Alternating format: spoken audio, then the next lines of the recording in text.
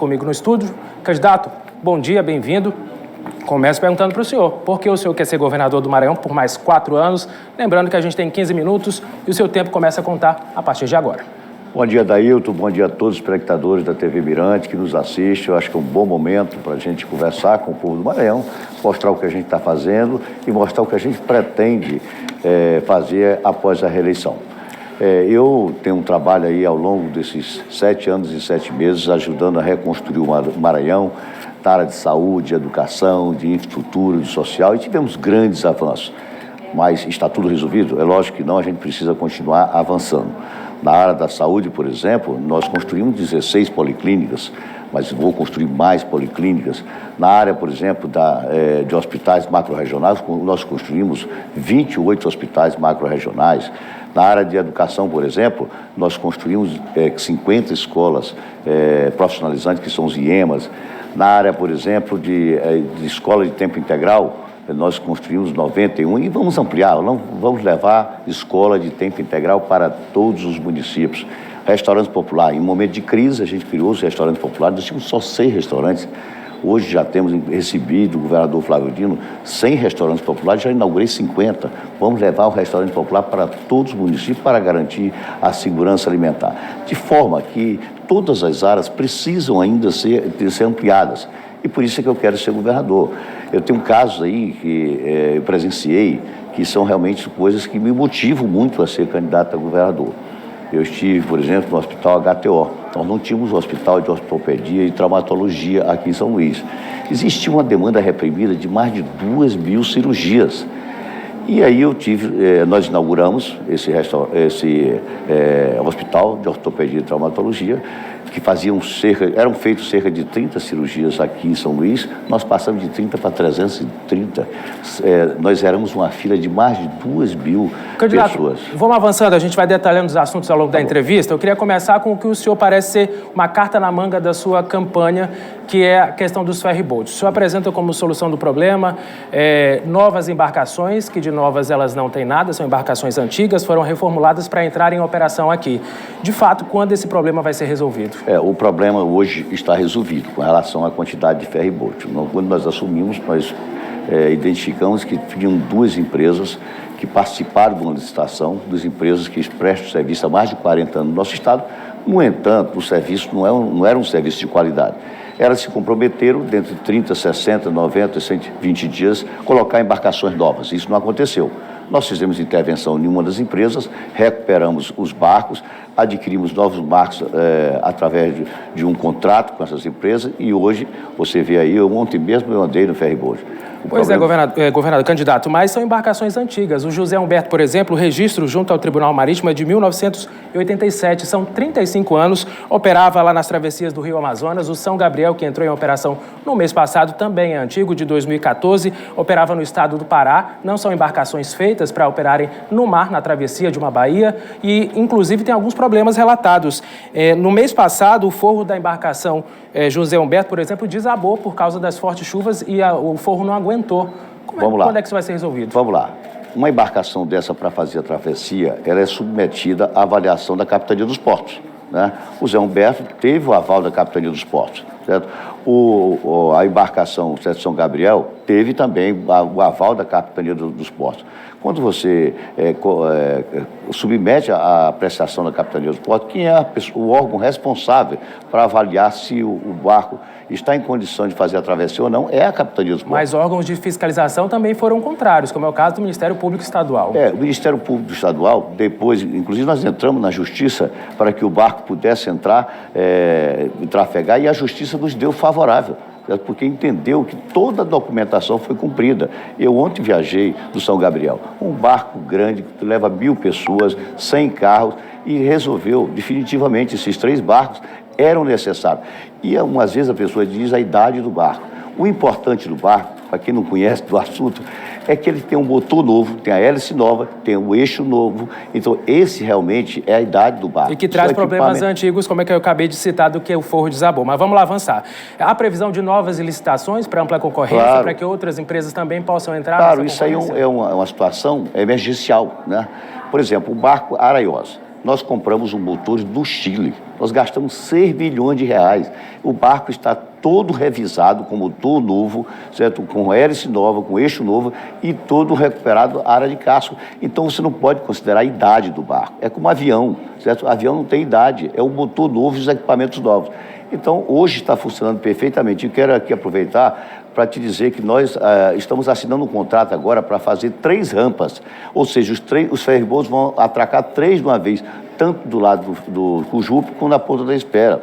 Isso significa dizer que vai ter mais agilidade. Isso vai custar 68 milhões, ou seja, o serviço de ferryboat do Maranhão vai ficar de excelência. Pode escrever. Candidato, o seu plano de governo fala também em recuperação de rodovias federais, em BRs. Não seria curioso? Há exatamente um ano, em setembro do ano passado, o governo do estado sancionou uma lei que federaliza um trecho da MA 006 entre Balsas e Alto Parnaíba, totalizando aí mais de 240 quilômetros.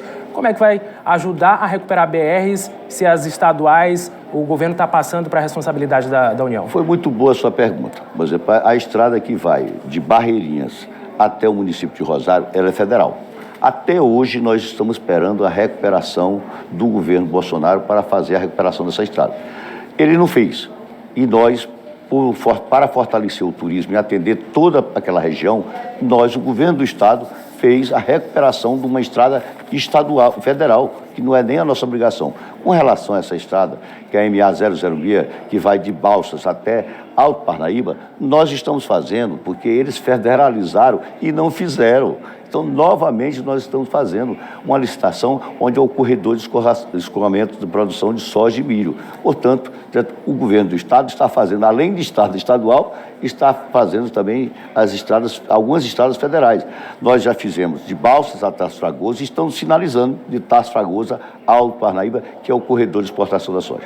Candidato, vamos falar de emprego e renda? Vamos. No primeiro trimestre deste ano, o Maranhão estava, proporcionalmente, o estado com o maior número de desalentados do país. 18% da população não tinham emprego e, pior, desistiram de procurar porque não tinham esperança. O que o senhor vai fazer para que essas pessoas tenham emprego, dignidade e consigam botar alimento em casa? Olha, eu prefiro ir pelos dados do CAGED. Esses dados são do IBGE, do CAGED, do primeiro trimestre deste ano. Pois é, o Cadastro Geral de Empregados e Desempregados, que não é nosso, é do governo federal.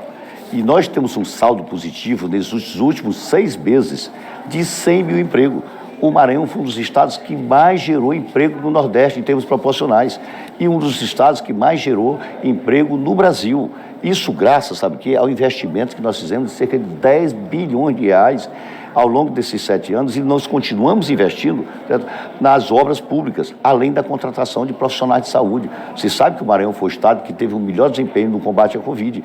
Construímos muitos hospitais, policlínica, e isto também gerou muito emprego. Só agora em Caxias, no meu governo, inaugurei uma policlínica, aliás, um hospital HTO, de traumatologia e ortopedia, que nós estamos interiorizando, gerou 600 empregos. E assim por diante. Visitei ontem o hospital, só para concluir, o hospital de urgência e emergência, o Socorrão de Imperatriz, tem 1.200 pessoas trabalhando.